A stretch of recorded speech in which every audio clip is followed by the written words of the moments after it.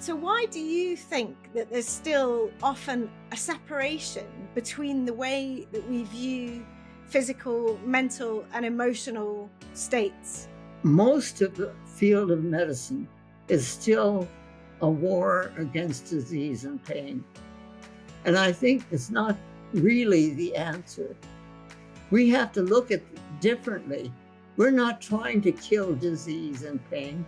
We're trying to understand it. So my focus on the whole healing process is understanding what it is that disease and pain are telling us, not trying to get rid of that disease.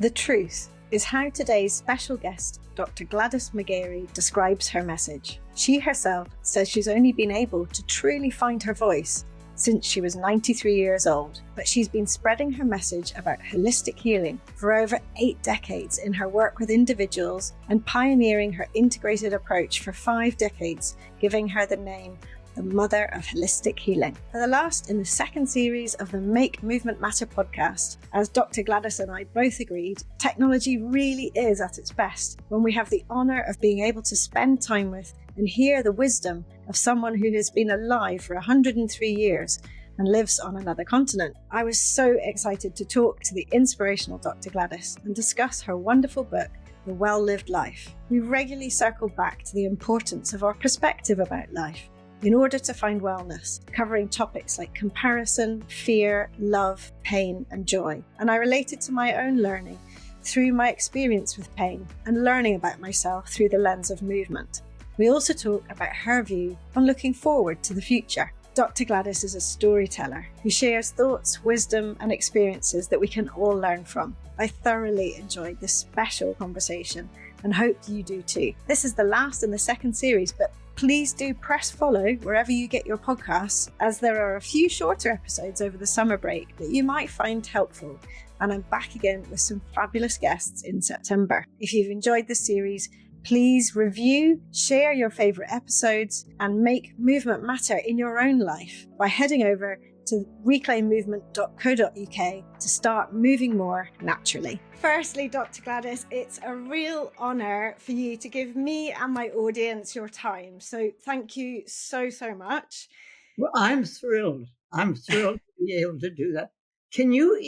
Could I have even imagined such a thing when I didn't even know there was such a thing as a telephone when I was growing up?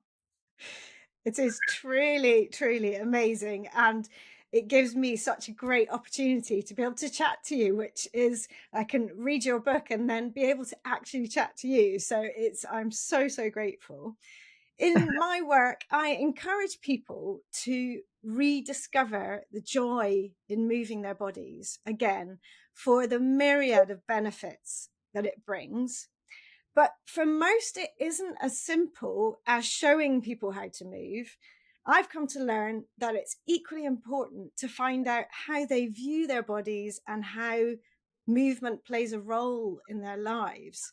So their perspective on movement. You mention the word perspective on page 1 of your wonderful book, The Well-Lived Life, which I will just give a little show, which I have absolutely gobbled up. And it contains 6 secrets of true health and happiness. In this conversation, I'd like to dig a bit deeper into your second secret: all life needs to move. Although I know other secrets will come in because they're all interrelated, which is great. But I'd like to start by asking you about the chapter on being stuck, as I find this incredibly accurate representation of how lots of my clients and people in my audience find themselves. So in your over 80 years as a doctor, and described as the mother of holistic medicine, which is an amazing title, when someone came to you over your years with a problem about how they move, how do you approach finding their real blockage, as you called it in the book? First of all, I have to listen to them. So many patients have come to me and said, this, that, the other doctor told me what to do, but didn't listen to me. Well, I don't see how in the world I can work with a patient if I don't listen to their story. And their story is their own story, and it has to be moving. It is not great movements. It doesn't mean moving from India to the United States. It means moving your toes and your knees and your eyeballs. So Absolutely. it's that kind of movement. And along with the 6 secrets that I have, I also have 5 L's that I'd like to. Can I share those now? Yep, absolutely. Please Oh, do. the first 2 L's are life and love. They have to move. They have to be together. It's like a pregnancy. They're the first, when you're pregnant, everything you eat, the child eats. Everything you think the child thinks. You're one unit throughout that whole pregnancy. But the unit becomes its own person. In other words, we're femifesting in the whole first process, but we begin to manifest when that baby takes its first breath. It moves from the dual product or process into the active part of its life. So it's that there's a split that comes there. But then after that, the third L is laughter. Laughter without love is cruel. It's mean. It hurts. It breaks up families. It causes wars. But laughter with love is joy and happiness. And think of the difference between you when you talk about the other yucky things, and then you talk about joy and happiness. We all kind of put our shoulders back and smile. You can't help it.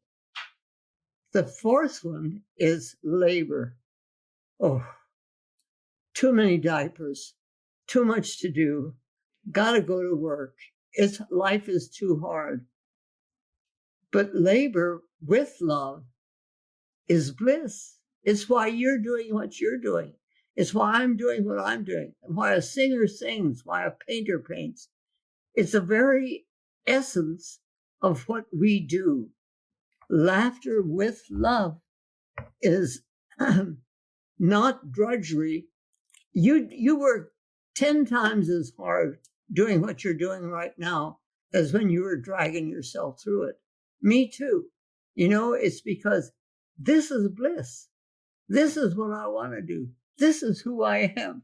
It's that kind of a pull that we have towards life. And so drudgery shifts into bliss. And then the fifth one is listening. Listening without love is empty sound. You don't hear what the person's saying. But listening with love is understanding. So these 5 L's take the whole process of life and move it into its movement. And the movement is love. Its movement in our lives is love. So when you got to spend time with a patient, you would try to assess where they were on that journey of understanding about the 5 L's when you were looking at whatever it was they came in to see you with? That came later. That understanding after I had been working with patients and having it happen. Yeah.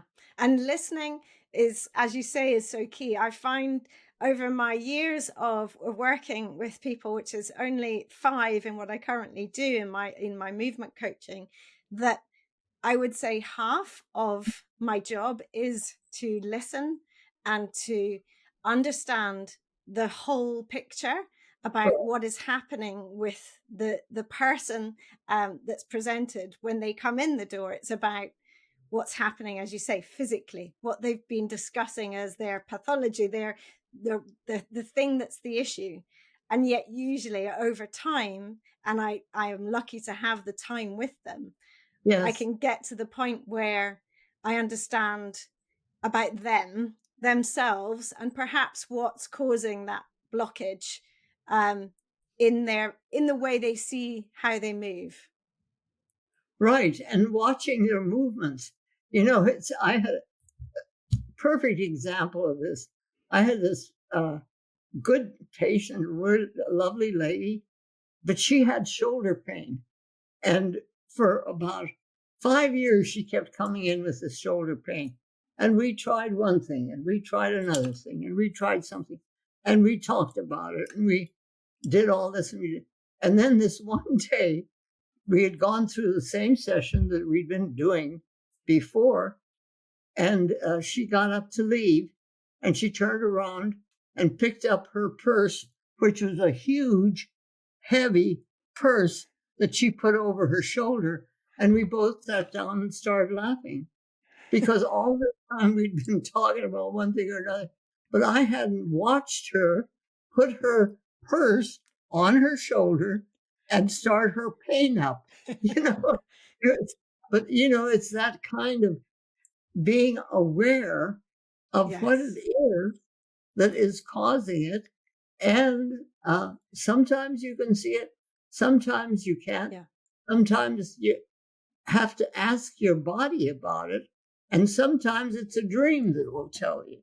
I mean, there are all kinds of ways in which, in my experience, the body really gets to us about what's going on, and lets us know what it is that we need to do about it. But I think sometimes the body can be talking to us, and yet we ignore it because we don't want to hear what it has to say. And in my experience, when before I was in pain, I actually was having several little moments where I was being told, my body was telling me things are not right. And yet I would ignore that because they were an annoyance. They were getting in my way of my goal, which at the time was to run a half marathon. And yet my body was saying, I'm not ready for this, and we're not in the right place. And so I would get some kind of treatment, and then uh, it would just come back. Everything would always come back because I was suppressing the reality, which was that I am hypermobile and I wasn't strong enough to be running longer distances. And to my detriment, I then was in pain for 4 years. But during that process, I looked back and realized I should have listened to my body because it was telling me something was going to go wrong. And another wonderful thing, part right on this line, when I tell a patient to go home and rest, that's a time that I'm not telling them to go home and do nothing. I'm telling them to go home and rest. But resting quite often means moving the parts of your body you don't usually think about. It may be moving your eyeballs. It may be moving to try to wiggle your ears or something like that. But some kind of our body. My parents were both osteopathic physicians and all that kind of thing. But we at the table learned how to wiggle our ears when we were kids, And my sister couldn't wiggle her ears. She just couldn't wiggle her ears. I could wiggle mine. Yeah, I love that thing. That's also the comparison in a family as well, whether you can roll your tongue or not, which is a genetic thing, and yet some children in the same family can do it and some can't, and we all sit there. Those are the best games, aren't they? The best fun. So you've had a really holistic view of health for over 50 years. To my mind, you're decades ahead of your time. But so why do you think that there's still often a separation between the way that we view physical, mental, and emotional states? Well, I think that most of the field of medicine is still a war against disease and pain. And I think that that doesn't get, well, it gets you someplace, but it's not really the answer. We have to look at it differently. We're not trying to kill disease and pain. We're trying to understand it. So my focus on the whole healing process is understanding what it is that disease and pain are telling us, not trying to get rid of that disease. I mean, what it is, the shoulder bit that I talked about, uh, I could have gone on for the rest of her life and mine, not looking at her, how she carried her purse. So it's some really awareness of our bodies and how the message is to us.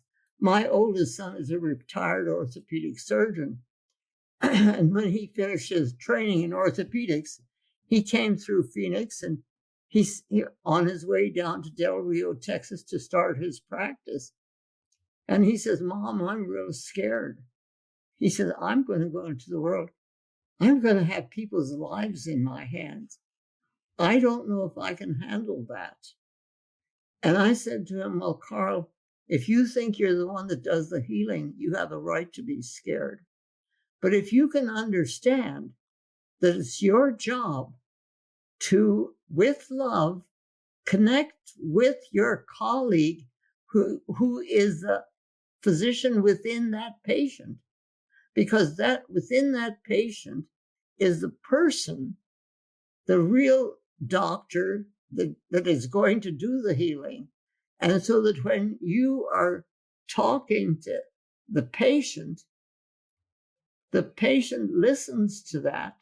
But the part that's really taking it in is that colleague of yours who's within that patient, who takes it and says, "Yes, this is what we can do." And then that's what the patient does, and the healing begins. So it's you are not the one who's doing the healing. So don't be afraid of the responsibility that comes with the transference of the understanding of what it is that you're doing, and watching the patient heal. So you're giving the patient the agency over their own situation. Right. Yeah, Right. I have another story along this line. Sometimes these stories illustrate things better than words. absolutely. I have a wonderful colleague who's a psychiatrist here in town, and just a really good guy. Been friends for years. And he's still working with the University of Arizona Medical School. So he talks to medical students and works with them. So he told me a while back, he had a student who was waiting for him at the door of one of the patients. And he came up and he said, "Okay, let's go in." And she says, "Oh, we don't have to." And she had the chart in her hand. And he said, "What do you mean we don't have to?" And she says, "He has Alzheimer's. He won't understand anything." And he said, "Now, wait a minute." He said, there's more than one person in that room. He's also got his wife in that room. And he may not be able to respond to what we're doing or what we're saying, but she will. And she'll take it all in, and she'll interpret it with love into what it is that is the way she can work with him, and the whole process goes on. But it's not something that we can't do, because we also have to go and touch them. Now, Lovely. somehow in her training, that particular aspect of the doctor's place in this whole picture was being left out. So it's so important that we understand that we are moving parts of the whole universe that have to keep moving with love in order to chart other parts of the universe to keep moving with love. It's the way life has to work. And Oh, and I what you got a story I got to tell you. Okay. I was just going to interject and just say that so the things that you've described are basically basic fundamentals of human interaction: Yes. listening, caring, and touching. Lots Yes. of things that, in a way, are sometimes lost in our modern society, and yet they're absolutely key to make connection and to help people to have agency over their own situation, But, because you're but communing. yes, each one of us has that. So, yeah, the story I want to tell is that we had a wonderful friend all through. He was a young man and he grew up and he spent time at our home, uh, ate at our table and all of that kind of thing. We really loved James. And then he moved into dementia. And so we found a nice place for him to be. And we were sure he was taken care of. And this one day, I went to visit him in the home. And I had brought a little plant, just in a little uh, pot that it was just a little green plant. It wasn't anything particular at all. And I came in and I said, James, now he's not paying any attention to what I'm saying. Here's a plant for you, and it's going to love you. But I'd like for you to take care of this plant because it's going to need love. And so, I'm just talking this way. He's not listening to anything I'm saying. At least I can't see that he is. And so I give him the plant and I put it in the window and I show him how to water it. And then I leave. And I come back a week later and he meets me at the door and he says, magic, magic. And I said, what? What? He says, look. And he takes me over. He says, box. And he takes me over to the air conditioning box. And he says, push this button. Everything cool. Plant loves cool. Ah! And then he says, push this button.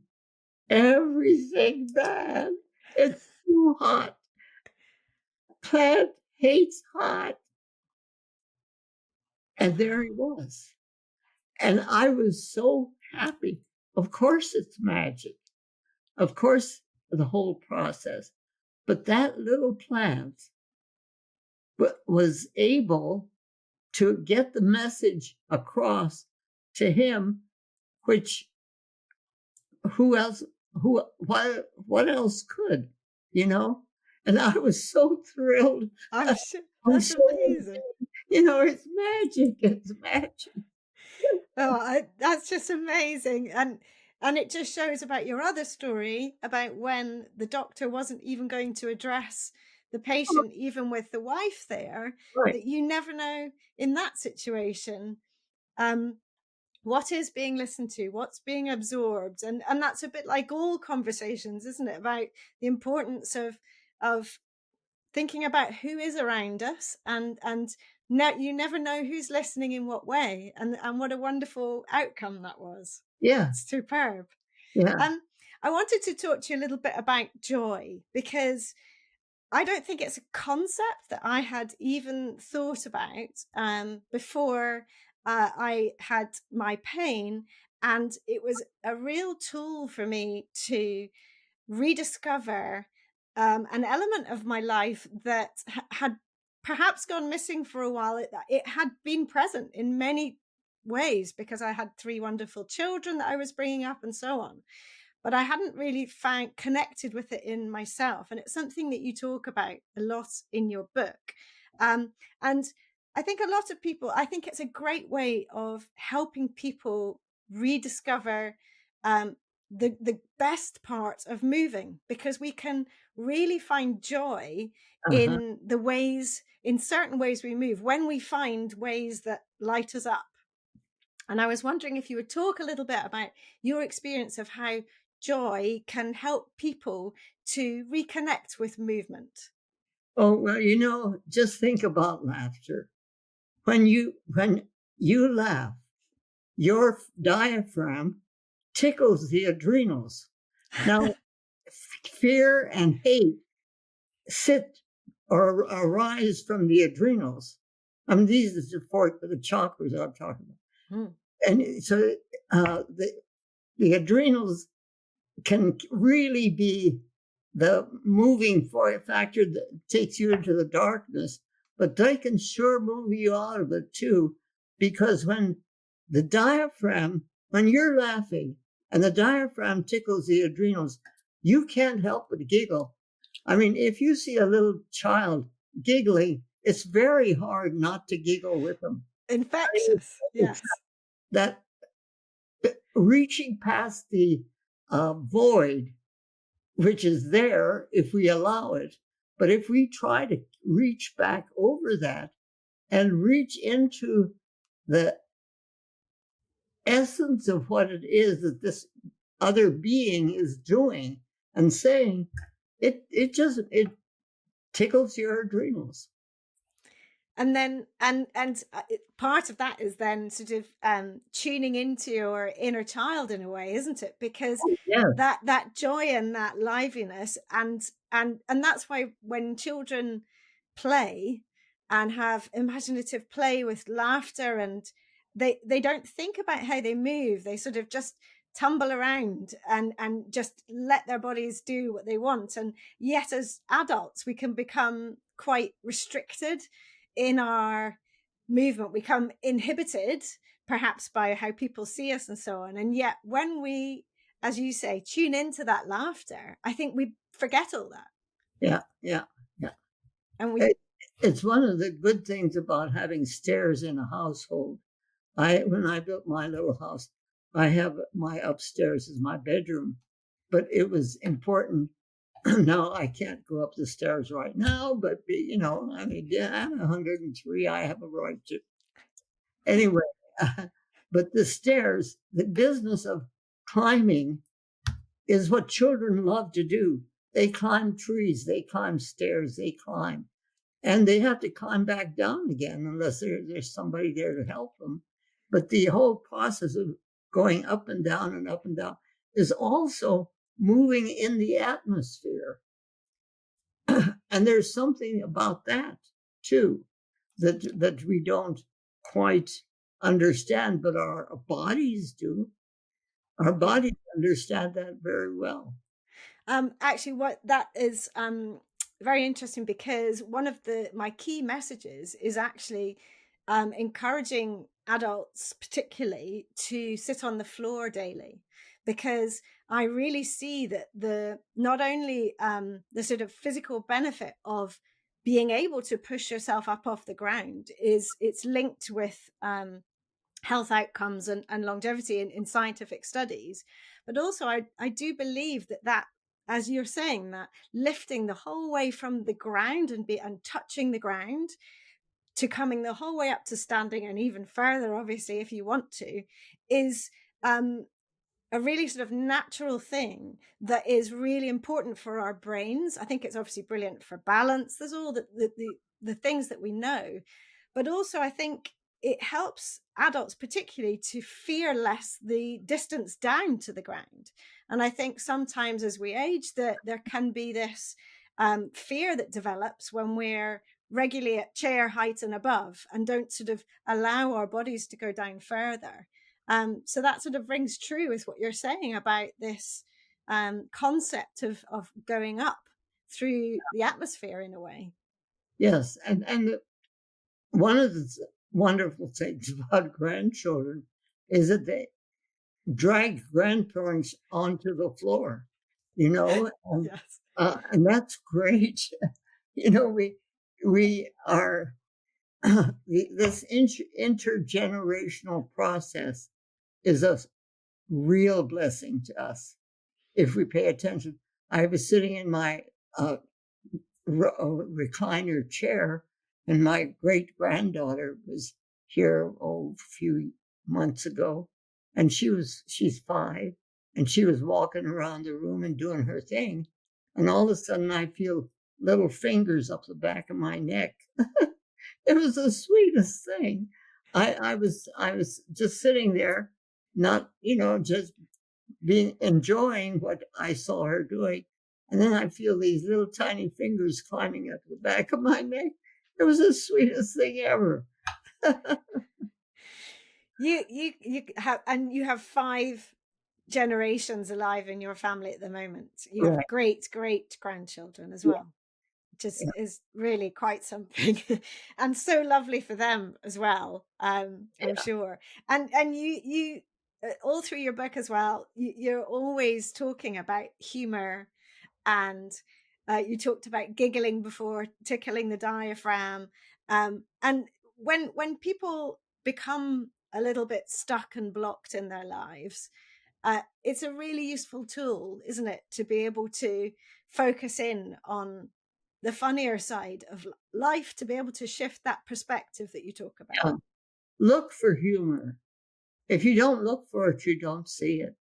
But if you're looking for humor, people are funny. They really are. And we're funny. We say funny things sometimes. You know, I'll say something and my kids will crack up, and I think it's funny, but the fact that they in their 70s can think it's funny is very nice. Absolutely. So one of the things I wanted to talk to you about was also comparison. I think that in this information era, if you want to call it that, especially around in my subject area, exercise and movement, but also in general health and wellness, there's almost becoming a sort of negative competitive side of the world, where people are sort of comparing with others about those things. How do you see comparison, and when do you think that comparison becomes harmful? I think they become harmful when the comparison is used as judgment, because we have no, my mother had a saying: there's so much good in the worst of us and so much bad in the best of us. It hardly behooves any of us to talk about the rest of us. So That's I great. come in complaining about my brother, and she would say, there's so much good in the worst of it. And I would mouth it after her because you You'd know, heard it so many times. I knew what she was saying. But it's true. Hmm. If all you look for is the bad in another person, all you're going to see is the bad in that other person. And all you're going to encourage is the bad in the other person. And the same thing with children. If all you see is what they're doing wrong and you're constantly correcting them, they're going to think that life is there to correct them. Ah, life is there to encourage them to be who they are. And sometimes they need correction, but a lot of times they just need encouragement. And so it's taking life in into the light and not into the darkness. And Yeah. if you have done something that you're kind of ashamed of, or that you are ashamed of, and so you're always looking over your shoulder at what that was, you're going to get a stiff neck. But if you can understand, it's like I had my 99th birthday, and I was coming home from the birthday party, and I'm real happy. And I come to the grocery store and I have my stuff in the cart, and an elderly gentleman comes up and says to me, he sees me with my cart and I'm ready to put the things in my car. And he says, "Oh, may I help you?"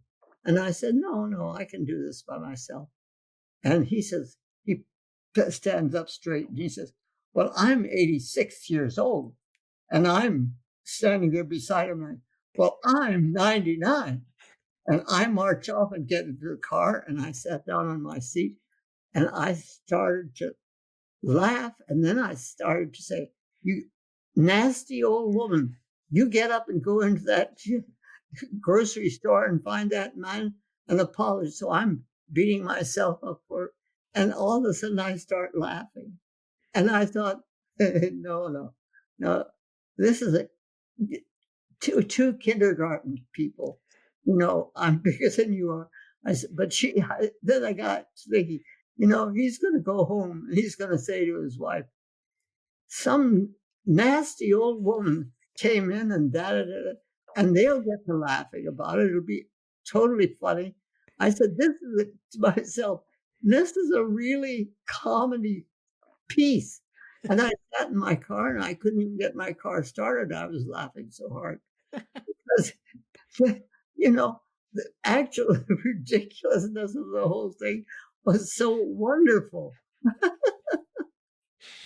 And well, and when we it's terrible when we have that sort of comparison with others, when it becomes judgment. But what about when that judgment is on yourself and you're, for example, comparing to a past version of yourself or comparing to a future person you think you should be? Where do you think people can go with that? Oh, you can get stuck. You can really get stuck in the things that you have condemned yourself for and never forgiven yourself for. Those are really things that are hard to let go of. If you have helped, if somebody you love has been hurt by something you've done. I mean, these are things that happen in life, and you have to be able. You don't have to. The key is to be able to forgive yourself for that, and so it's a matter of working with that and realizing that we make mistakes, and sometimes the mistakes can be corrected, and sometimes they can't be corrected. Sometimes they're just there, they're mistakes. You can't erase them. And if you spend all your time trying to erase them, you're not going anyplace. But if you can let them go, my mother's symbol was, in fact, my sister and I were in our 90s when we realized we'd be talking and we'd do this, and we'd say, and all of a sudden we both said, "Why do we do that?" And we both laughed and we said, "Oh, Kuch Parwani," which was my mother's symbol of when something was just not worth spending more time about, or, it's just something that's there. You can say, "Oh, it's not important," which in Hindustani was Kuch Parwani. So we'd be talking, and we'd go, "Oh, Kuch Parwani," and we'd go on with what we were talking about.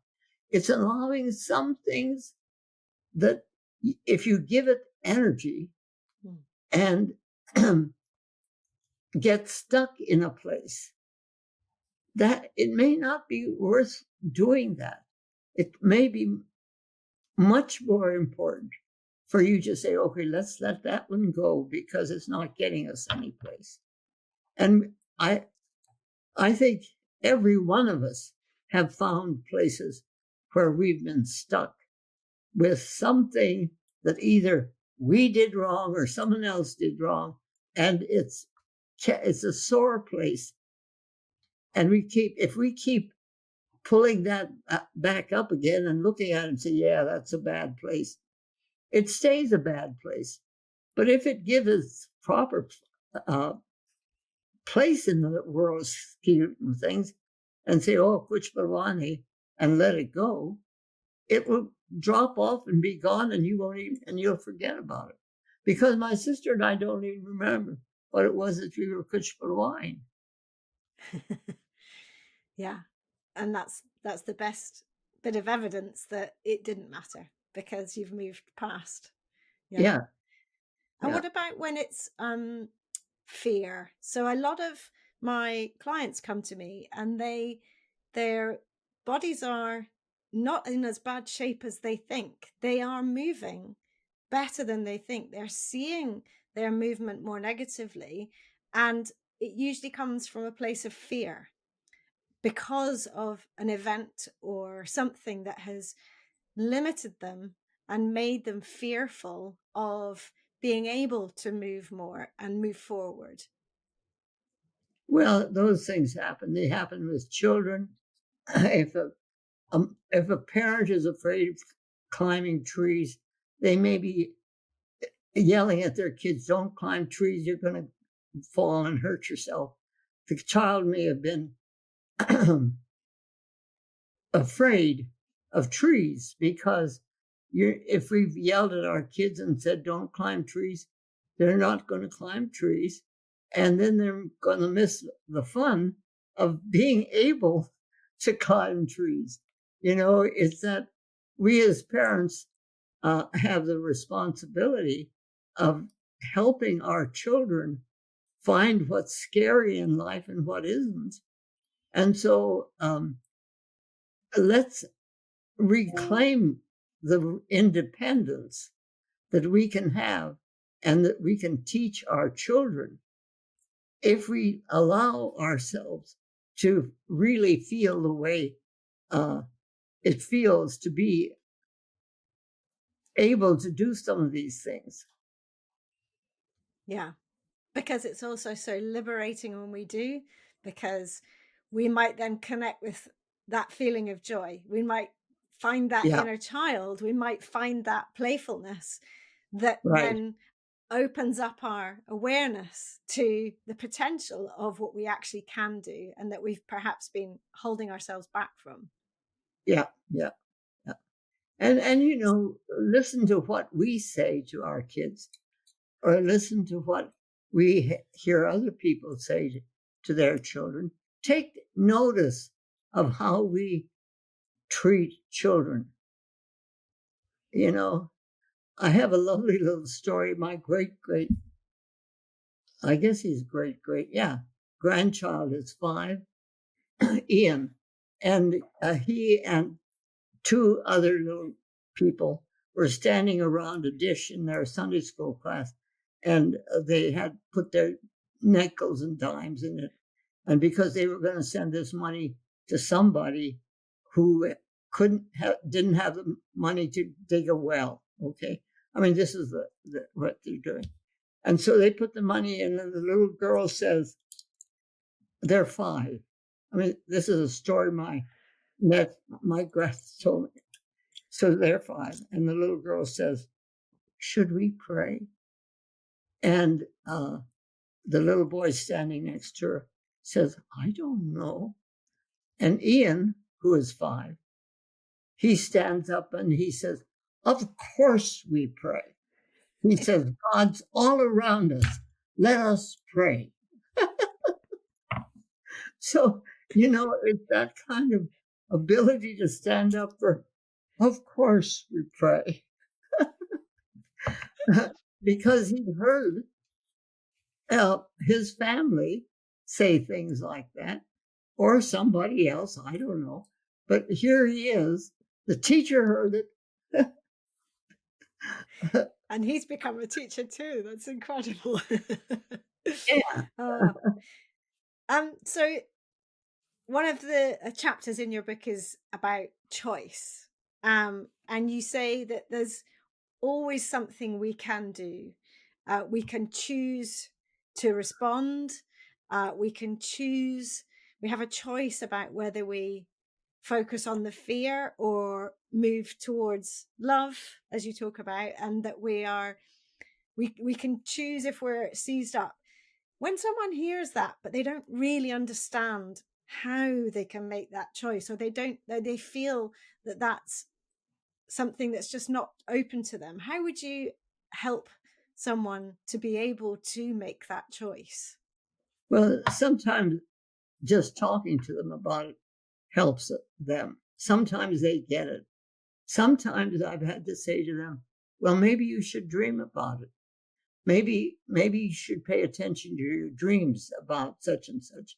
Or if it's something that uh, I feel they were focusing on the negative, or I ask them about what they read or what they watch or on TV, point them towards the light. If you're working with somebody who is stuck in a dark place, see what you can do to point them towards the light. But it takes thinking about that and working with it. And as you do, you find out with that person what it is that can do that. But it's a matter of where, if we're trying to help somebody, where it is that we're trying to point them, whether we're pointing them towards the light or towards the darkness. And I know a lot of uh, counseling goes towards trying to help them eliminate the stuff that they have going on in their life. And that's probably very important. And sometimes in trying to do that, you concentrate on it and it makes it harder.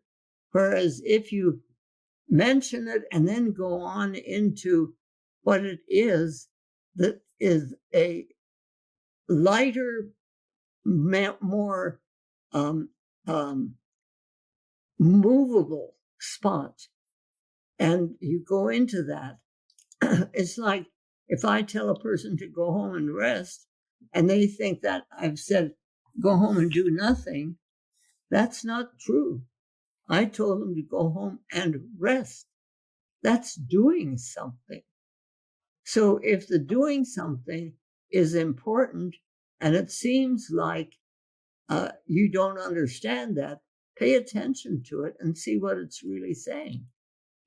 It resonates with me about pain, because when I was in this chronic pain cycle, as I now look back on it, at the time I didn't see it as a cycle, I saw it as my existence, and I couldn't separate out the pain from me, as it were. Um, and you talk about sort of not focusing on the dark. And for me, that was the pain. Yeah. And if I just read a little line from your book, you say, our brain feels as though it's in a loop sometimes, because it actually is. We found a well trodden neural pathway and dug in deep.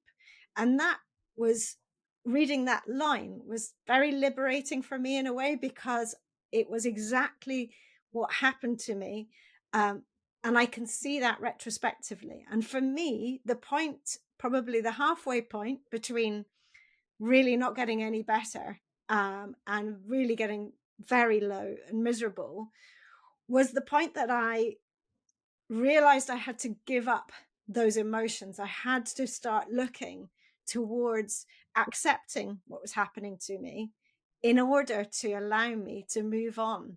I started to have an upward trajectory, and I started to realize that I had to be looking forward and accept the position that I was in. And that feeling of the future, it being a permanent thing.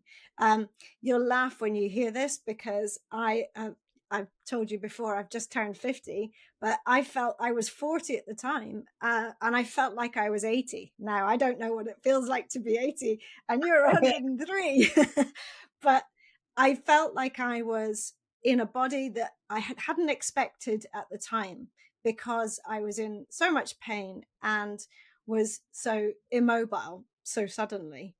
And yet that shift, as you talked about before, where I made the choice, in a way, a subconscious choice, I think, to move forward. And I talked about the brain, that quote that I just mentioned, sorry, about the brain feeling like it gets into a loop sometimes because it's in a well-trodden neural pathway, uh, shows us that sometimes it's a physical thing that is happening, and but that we can choose to move out of it sometimes.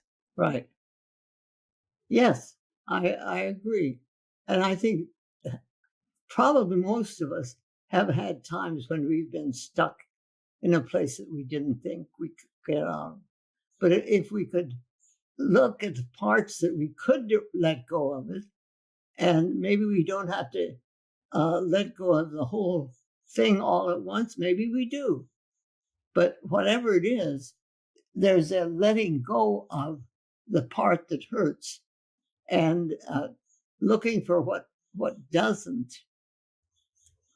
Yeah, absolutely. And I think, yes, you also mention in your book when even when someone is in a really terrible situation with where they may have lost a lot of movement or suffered injury, focusing on the things that they can do, the parts they can move, even if it is a wiggle of a finger, Yeah, focusing on that. You talked before, I listened to your wonderful podcast with Dr. Chatterjee, who I am a big fan of as well. Um, and on that, you talked about the fact that you have issues with your eyesight, you have issues with your hearing, but and yet you still are out there. I've seen riding your trike in your garden yeah, and walking around because you choose to keep moving, regardless of the negatives perhaps that you could see in your life. yeah. And I became aware of the fact that though my eyesight has diminished, my insight has gotten better. That I can understand things that I didn't understand before. That's helped. Yeah. And when I had a real big thing like my husband asked for a divorce, and I had a breakdown that was really terrible. I was in my car driving home to an empty house. I was screaming and yelling, and I was so broken and so nasty and so awful and all this in the car by myself. It was a long drive back down the I-10 to my home. And all of a sudden I pulled over to the side of the road and I opened the door and looked in and looked out. And I thought, oh my, ooh, that inside of that car was horrible. The stuff that I had been yelling at was like it was stuck in there, and it was just awful, terrible. It was, and I thought, oh, am I going to live the rest of my life like that? And I thought, no, but what? Yeah, and then the words came into my mind. This is the day the Lord has made. Let us rejoice and be glad in it. And there's my name. And I thought, whoa, this is really something. And so I said, no, not, I'm not taking you stuff back. You will air the car out and do this. And I went back to my home and I talked to my dog and explained what we were doing. And the next morning I went into town and changed my license plate to be glad Ah, because brilliant. I realized that my name was there and I could see it, And now every time I got into my car, I had to look at that. Be glad. Okay. And I get in the car. And then I realized that everybody in behind me who is in the line would see that, be glad. So it was not only me being glad, but spreading it around. So It was a ripple effect. yes, yes. So for 60 years after that, I had that license plate. I love that. Every time I hear the phrase "be glad," I'm going to think of you, and I'm going to, Yeah, and it's short for "be Gladys." Think yes. like Gladys. Oh, I Well, love that. That's you want to laugh? I have a real good friend. She has a pigeon that lives in her tree, and this pigeon she's named Gladys. why. Well, that pigeon comes to her window in the morning and pecks on the window, and then they have a conversation. Oh, funny. That's very unusual. Isn't that fun? I love Yeah, I love the way people take things that make joy and happiness out of it something that's nothing, but it's really fun. it is, and what a compliment as well. That's so lovely. So, the final subject I'd like to talk to you about is, your phrase "aging into health."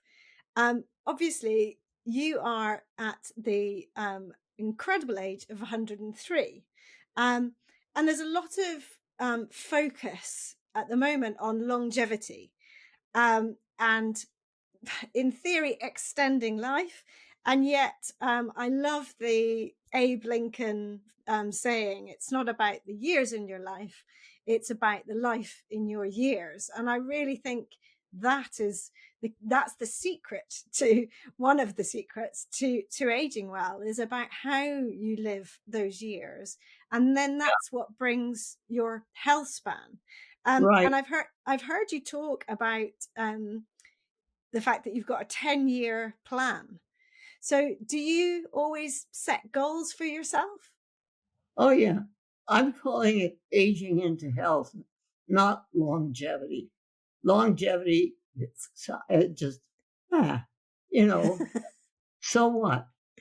But aging into health, now that's looking forward to something. And so I have a 10-year plan. Why not? Yeah, I could make it 12 if I wanted to, but let's stick with 10 for a while. yeah, And it's I looking forward to um, village for living medicine, where the people who live in this village are people who want to live, yeah. and they want to live their lives to the fullest. So it's that kind of a reach towards the light and not towards the darkness. Absolutely. And making plans that can help you to continue to fill your purpose. Now, we haven't talked a lot about purpose today, and yet, it's a really important part of your message. And finding that for me was through the work that I do now. I found some purpose in being a mother, absolutely, but there was something else that I needed to do. And so I'm lucky that I can now look back at my pain years as a gift. They didn't feel like a gift at the time by any means, but I now realize they were, because they have brought me to do what I do, which I love. And I believe in the message of spreading the message of how important movement is, and to find joy in movement again is Right. the is my purpose. And so, what you talk about purpose, do you feel that you've always been in touch with your purpose all your life? Well, in some way or another, yes. Because when when my sister and I played with dolls, she wouldn't let me play with hers because they got sick. My dolls got sick and were in the hospital or something. But her dolls, if I played with them, they got sick. So I wasn't allowed to play with her dolls. It was that kind of a thing. So no, I really, well, my daughter, who's my partner in medicine, has been right along. When she was 2, and my husband was a doctor too, she came and stood up instead of in front of us, and she looks up and she says, Last time when I was a doctor, I was a daddy doctor, not a mommy doctor. And I said, well, ooh la la.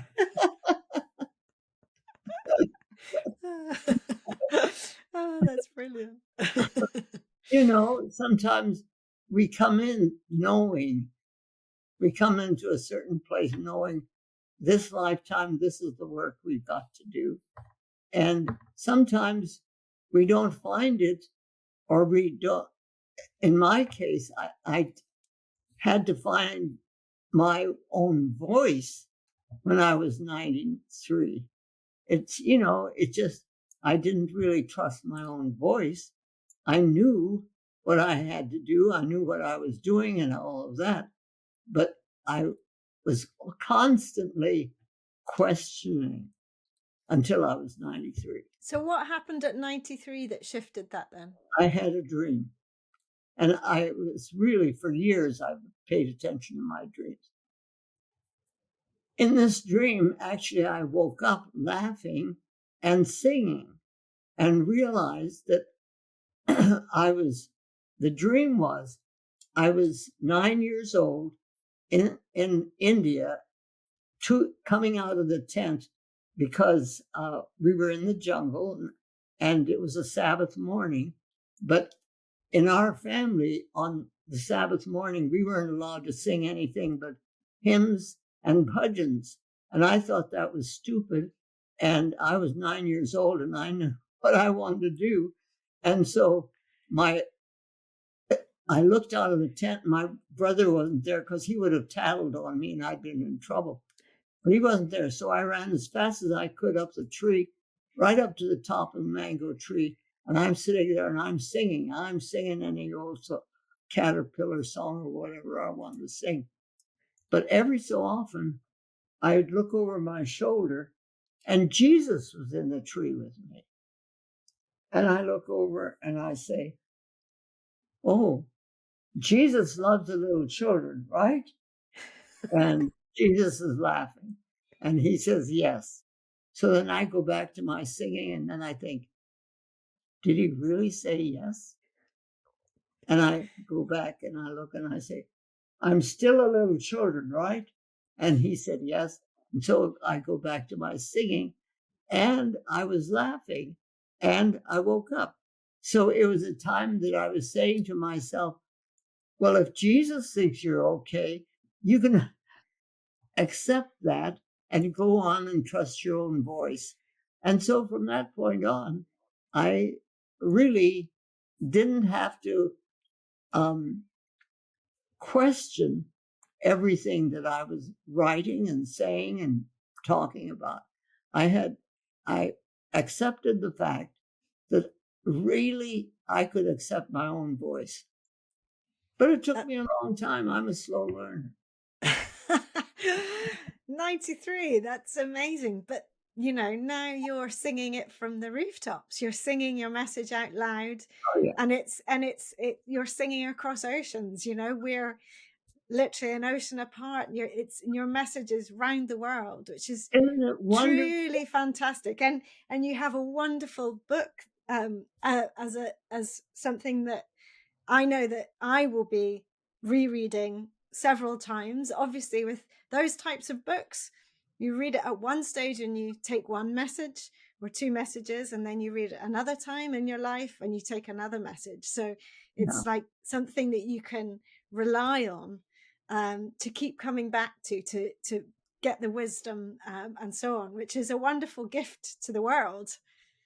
Well, it actually works for me. It really is incredible.